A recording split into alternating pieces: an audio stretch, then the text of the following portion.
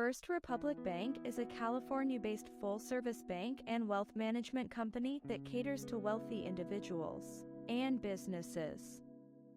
It had $212 billion in assets and $176.4 billion in deposits as of the end of 2022.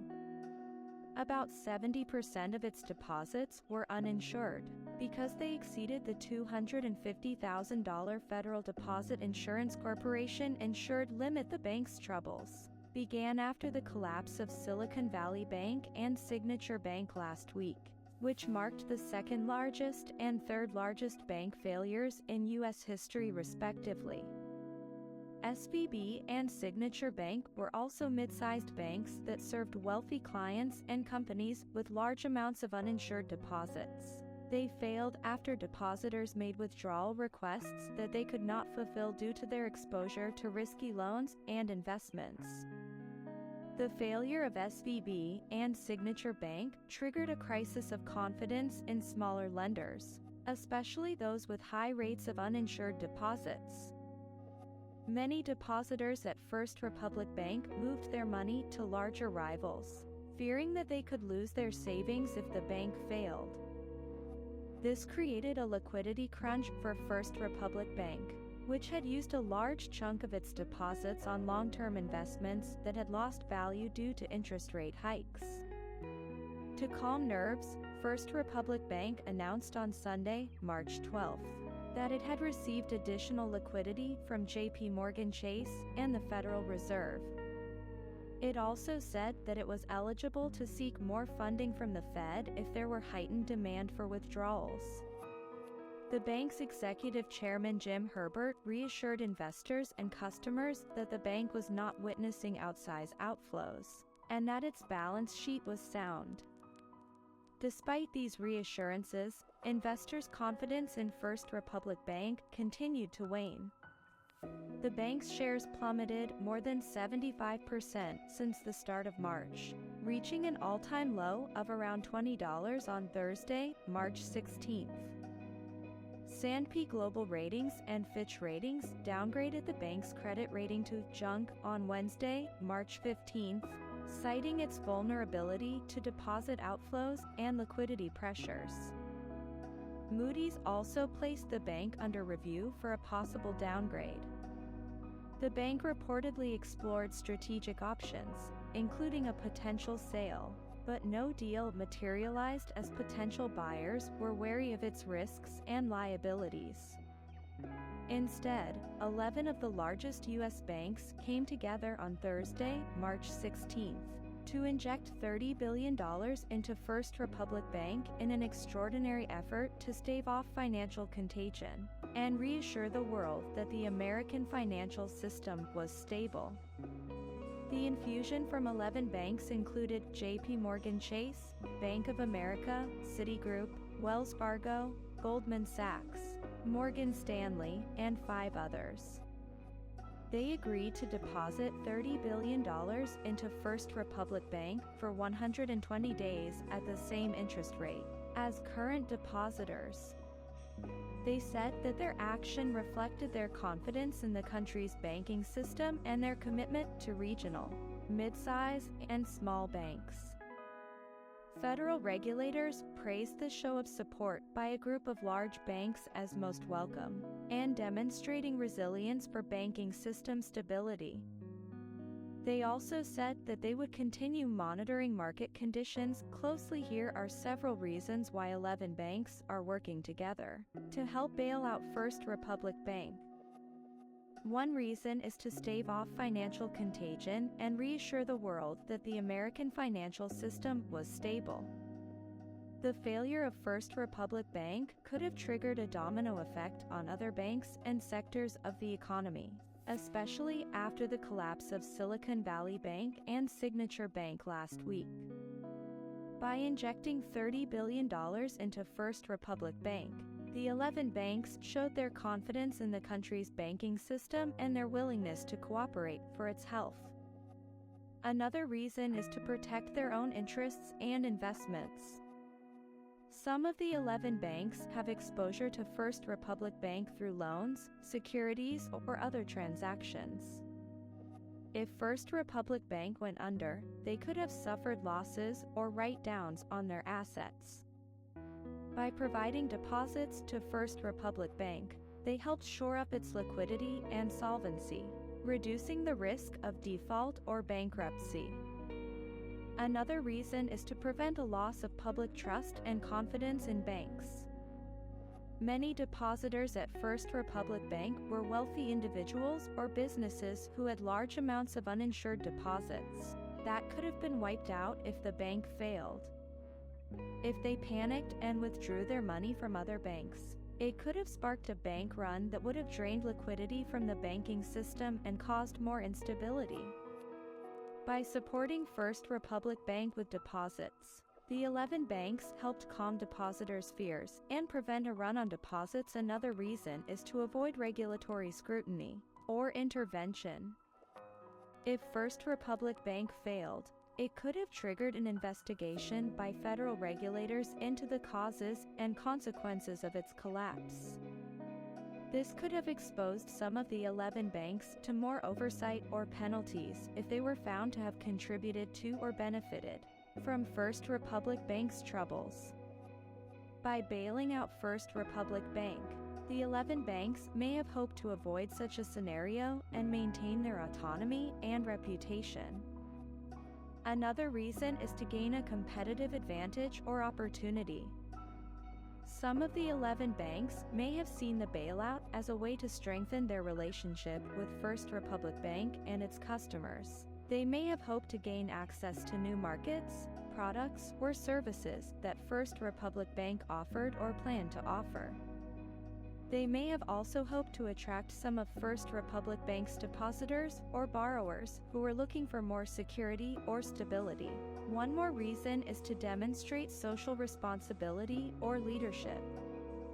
Some of the 11 banks may have seen the bailout as a way to show their commitment to the public good and the common interest. They may have wanted to signal their values and principles as responsible corporate citizens who care about the welfare of their peers and customers. They may have also wanted to set an example for other banks and stakeholders who may face similar challenges in the future. The future of First Republic Bank is uncertain and depends on various factors.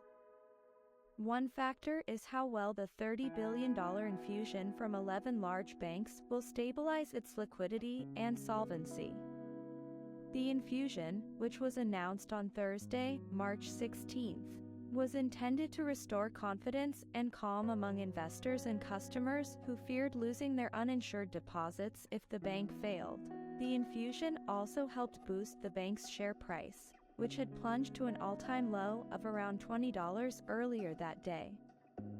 However, it is unclear how long the infusion will last and whether it will be enough to cover potential deposit outflows or asset losses. Another factor is how the bank will deal with its credit rating downgrades and regulatory scrutiny. On Wednesday, S&P Global Ratings and Fitch Ratings downgraded the bank's credit rating to junk, citing its vulnerability to deposit outflows and liquidity pressures. Moody's also placed the bank under review for a possible downgrade. These downgrades could make it harder and more expensive for the bank to borrow money or raise capital in the future. They could also affect its reputation and customer loyalty. Moreover, the bank could face more oversight or penalties from federal regulators who are investigating the causes and consequences of its troubles. A third factor is how the bank will cope with its business model challenges and competitive pressures. The bank's business model relies heavily on using a large chunk of its deposits on long-term investments that have lost value due to interest rate hikes. The bank also faces competition from larger rivals who have more resources and scale to offer better products and services to wealthy clients and businesses. The bank may need to rethink its strategy and diversify its revenue streams to survive in a changing market environment. If the $30 billion infusion from 11 large banks does not work to save First Republic Bank, there are different possible outcomes that may happen. One outcome is that First Republic Bank could fail and be taken over by federal regulators. This could happen if the bank runs out of cash to meet its obligations or if its capital falls below the minimum regulatory requirements. In this case, the FDIC would step in and assume control of the bank's assets and liabilities. The FDIC would then try to sell the bank to another institution or liquidate it. The FDIC would also pay back insured depositors up to $250,000 per account. However, uninsured depositors and other creditors could lose some or all of their money. Another outcome is that First Republic Bank could be acquired by another bank or financial institution. This could happen if the bank finds a willing buyer who offers a favorable price and terms. The buyer could be one of the 11 large banks that provided the infusion or another competitor who sees value in First Republic Bank's customer base and market share. The acquisition could help First Republic Bank survive and continue operating under a new owner. However, the acquisition could also entail layoffs, branch closures, and service changes for employees and customers. A potential outcome is that First Republic Bank could restructure its debt and operations. This could happen if the bank negotiates with its creditors and regulators to modify its repayment terms or reduce its interest rates. The bank could also implement cost-cutting measures such as selling assets, downsizing staff, or exiting unprofitable businesses. The restructuring could help First Republic Bank improve its cash flow and solvency. However, the restructuring could also affect its growth prospects and competitive position. The CEO of First Republic Bank, Mike Roffler, has not publicly commented on any mistakes he may have made that led to the bank's downfall. However, here are some of the actions or events that could be seen as mistakes by him or other insiders at the bank. One possible mistake was selling $11.8 million worth of First Republic stock this year shortly before its share price collapsed. 6 insiders at the bank, including Executive Chairman James Herbert, CEO Mike Roffler, Head of Credit David Lichtman, and Banking Chief Michael Selfridge, sold 682 shares of the firm's stock between January 17 and March 6 at a share price of between $123 and $145. Those shares would be worth just $3.1 million at First Republic's Thursday share price of $34.355. These sales could be seen as a sign of lack of confidence or insider trading by some observers. Another possible mistake was pleading with federal regulators to exclude First Republic Bank from proposed new banking rules, designed to protect the financial system in the event of a bank collapse. In a letter he sent to the regulators on January 23, Roffler said that the proposal, which examined whether second and third-tier lenders should be subject to the stringent capital requirements borne by systemically important banks, shouldn't apply to First Republic. He argued that First Republic was well capitalized and had a conservative risk profile. However, this argument proved to be wrong as First Republic faced liquidity pressures and credit rating downgrades in March. A final possible mistake was relying heavily on uninsured deposits and long-term investments that exposed the bank to interest rate risk and deposit outflows. About 70% of First Republic's deposits were uninsured because they exceeded the $250,000 FDIC limit. This made them vulnerable to withdrawal requests from customers who feared losing their money if the bank failed. The bank also used a large chunk of its deposits on long-term investments that lost value due to interest rate hikes. This reduced its profitability and asset quality. most public opinion suggests that the CEO should be fired for selling $11.8 million worth of First Republic stock this year, shortly before its share price collapsed. They argue that this shows a lack of confidence or insider trading by him and other insiders at the bank, who also sold their shares. They also question his leadership skills and ethics for pleading with federal regulators to exclude First Republic Bank from proposed new banking rules that could have prevented its troubles.